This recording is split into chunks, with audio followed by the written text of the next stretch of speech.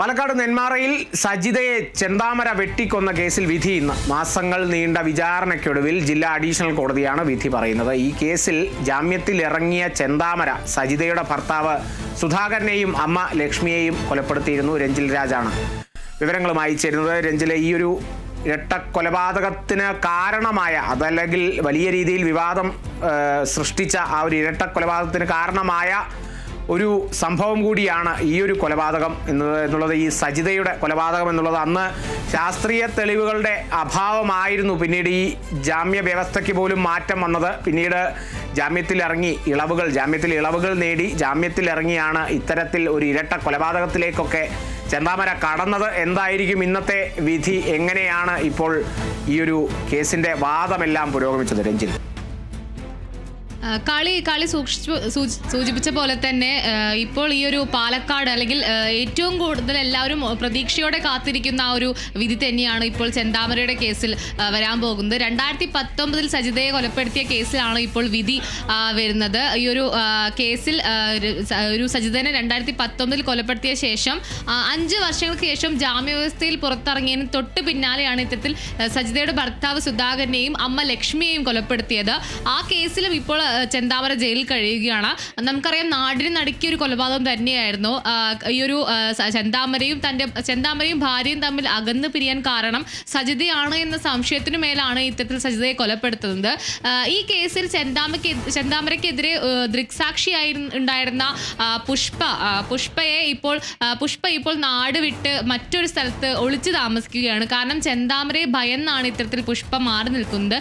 ചെന്താമര കൊല നടത്തി തിരിച്ചു വരുന്ന കണ്ട ഏക സാക്ഷിയാണ് പുഷ്പ.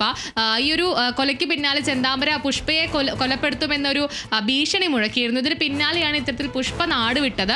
ഇപ്പോൾ പുഷ്പ തമിഴ്നാട്ടിൽ എവിടെയോ ആണെന്നാണ് ഒരു വിവരമുള്ളത്. അത്തരത്തിൽ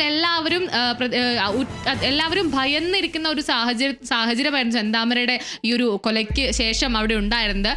നമുക്കറിയാം, ഈ ഒരു കൊലപാതകത്തിന് പിന്നാലെ ചെന്താമര ജാമ്യത്തിൽ ഇറങ്ങിയ സമയത്ത് ഇത്തരത്തിൽ ജാമ്യവ്യവസ്ഥ തന്നെ നാട്ടിൽ പാലക്കാട് അല്ലെങ്കിൽ നെന്മാറയിൽ വരരുത് എന്ന രീതിയിലായിരുന്നു ജാമ്യവ്യവസ്ഥ ഉണ്ടായിരുന്നത്. പക്ഷേ അതെല്ലാം ലംഘിച്ചുകൊണ്ടായിരുന്നു ഇത്തരത്തിൽ പാലക്കാട് എത്തിയതും നെന്മാറയിൽ എത്തിയതും തുടർന്ന് സുധാകരനെയും ലക്ഷ്മിയെയും കൊലപ്പെടുത്തിയതും. ആ ഒരു കൊലയ്ക്ക് പിന്നാലെയും ഇത്തരത്തിൽ ചെന്താമര ഒട്ടും ഭയചിതനാകാതെ മാധ്യമങ്ങൾക്ക് മുമ്പിൽ വന്നതും, അതുപോലെ തന്നെ പോലീസ് സ്റ്റേഷനിലിരുന്ന് ഭക്ഷണം കഴിക്കുന്ന വീഡിയോ ഒക്കെ തന്നെ പുറത്തു വന്നിരുന്നു.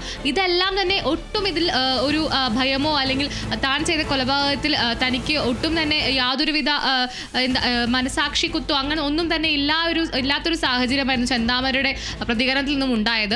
ഈ ഒരു കാരണം കൊണ്ട് ഇത്തരത്തിൽ ചെന്താമര ഈ ഒരു സജിതയെ കൊലപ്പെടുത്തിയതിനു ശേഷം 5 വർഷങ്ങൾക്ക് ശേഷമാണ് 2025 ഇത്തരത്തിൽ ജാമ്യത്തിൽ ഇറങ്ങുന്നത്.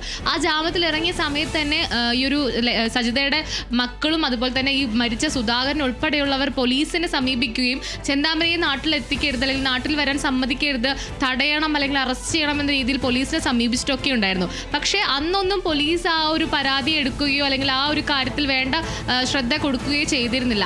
അതിന് ഫലമായി തന്നെയാണ് സുധാകരനെയും ലക്ഷ്മിയും കൊലപ്പെടുത്തുന്ന ഒരു സാഹചര്യം ഉണ്ടായത്. അതിന് പിന്നാലെ പോലീസിനെതിരെ രൂക്ഷ വിമർശനമായിരുന്നു ഉയർന്നിരുന്നത്. കാരണം ഇത്തരത്തിൽ ആദ്യമേ ചെന്താമരയെ തടഞ്ഞിരുന്നുവെങ്കിൽ സുധാകരനെയും ലക്ഷ്മിയും ജീവനോടെ ഉണ്ടാകുമായിരുന്നു എന്ന ഒരു കാര്യം മക്കളൊക്കെ തന്നെ പ്രതികരിച്ചിരുന്നു. അത്തരത്തിൽ നോക്കുകയാണെങ്കിൽ പോലീസിനുണ്ടായ ഒരു വീഴ്ച ഇതിൽ ഏറ്റവും ശക്തമായി തന്നെ മുൻപിൽ നിൽക്കുന്നുണ്ട്. അതുകൊണ്ട് തന്നെ പോലീസിനും ഈ ഒരു കേസിലെ വിധി എന്ന് പറയുന്നത് നിർണായകമാണ്. എന്തായാലും പ്രോസിക്യൂഷനും അതുപോലെ തന്നെ ഈ ഒരു സജിതയുടെ ബന്ധുക്കളും ഒക്കെ തന്നെ പ്രതീക്ഷയോടെ കാത്തിരിക്കുന്ന ഒരു വിധി തന്നെയാണ് ഈ ഒരു ചെന്താമരയുടെ കേസിൽ. ചെന്താമരയ്ക്ക് കടുത്ത ശിക്ഷ തന്നെ ഇതിൽ ലഭിക്കുമെന്ന് തന്നെയാണ് പ്രോസിക്യൂഷൻ പ്രതീക്ഷിക്കുന്നത്. 2019 സജിതയെ കൊലപ്പെടുത്തിയ കേസിലാണ് വിധി ഇന്ന് വരുന്നത്. ബാക്കി 2 കേസിലും ഇനി ശിക്ഷയും അതുപോലെ തന്നെ നടപടിക്രമങ്ങളൊക്കെ തന്നെ പൂർത്തീകരിക്കേണ്ടതുണ്ട്. ഈ ഒരു കേസ് ജില്ലാ സെഷൻസ് കോടതിയാണ് കേസ് പരിഗണിക്കുന്നത്. കോടതി തുടങ്ങി ആദ്യം തന്നെ ഈ ഒരു കേസ് പരിഗണിക്കുമെന്നാണ് നമുക്ക് പറയാൻ സാധിക്കുന്നത്. അതുകൊണ്ട് തന്നെ എത്രയും പെട്ടെന്ന് തന്നെ വരും മണിക്കൂറുകളിൽ തന്നെ വിധി വരുമെന്നാണ് നമുക്ക് അറിയാൻ സാധിക്കുന്നത്. കളി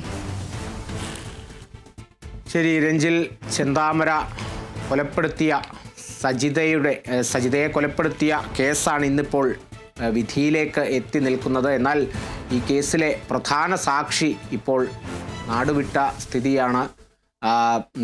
ഈ കേസിൽ ഏറ്റവും നിർണായകമായത് ആ പ്രധാന സാക്ഷിയായ പുഷ്പയുടെ മൊഴിയായിരുന്നു.